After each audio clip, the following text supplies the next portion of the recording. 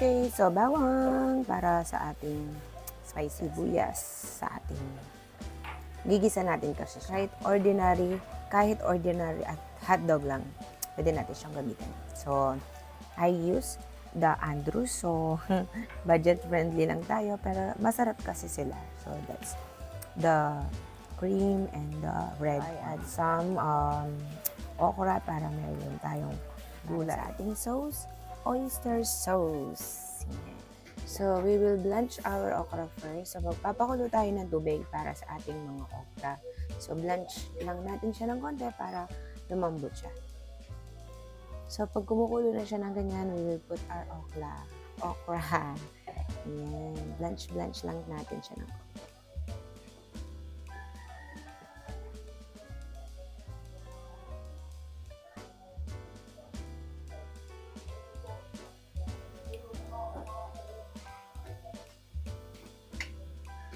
Let's blanch.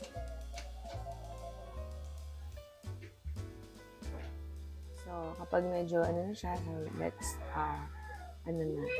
ihaon na natin siya. So, gagawin natin, gigisa na natin yung ating mga hotdog. Okay? Pwede mo rin umpisahan na, baga, pwede na i-fried natin ng konti yung ating hotdog. Ilalagyan na natin siya ng konting mantika. Let's fry first our hotdog.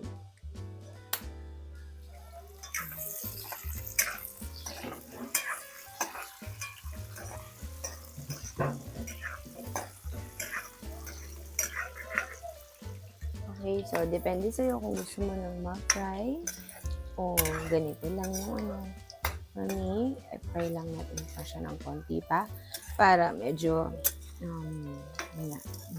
luto talaga siya. But I think this is good also. It's okay, so it's good. Salang natin yung kulay white. So, itong color white naman.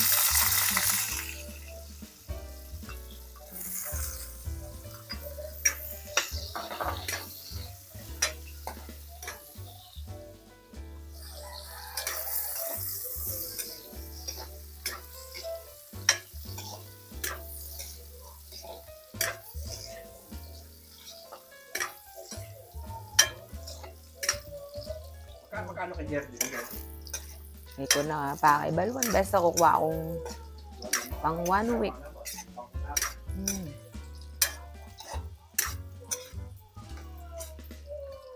So, I think pwede na siya. So, ihaw na natin. Okay, so pwede na tayo mag-gisa for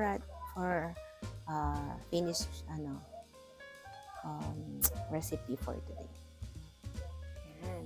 So, let's start with our bawang.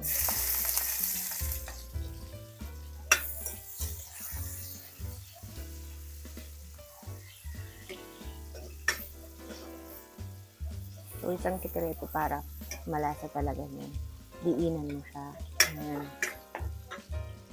And then, ang ating sibuyas.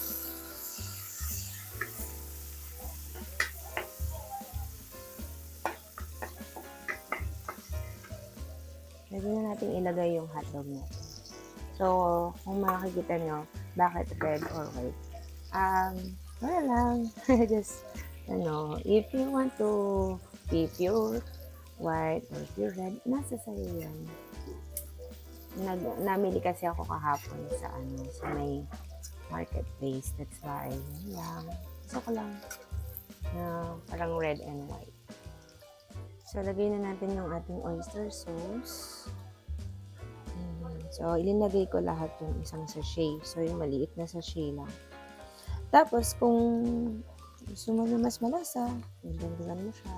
Pero, for me, that's enough. And I will put some water in it.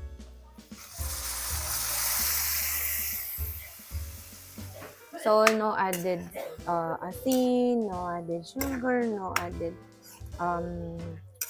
seasoning kasi malasa na, di ba, maalat na yung hotdog mismo. Tapos yung oyster sauce, okay na siya. So, huwag nang magdadagdag. So, for me, okay na yon. So, simple lang. Yan.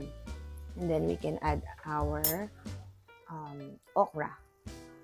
Yan. So, may konting ano na, diba? And then, after nito, okay na siya.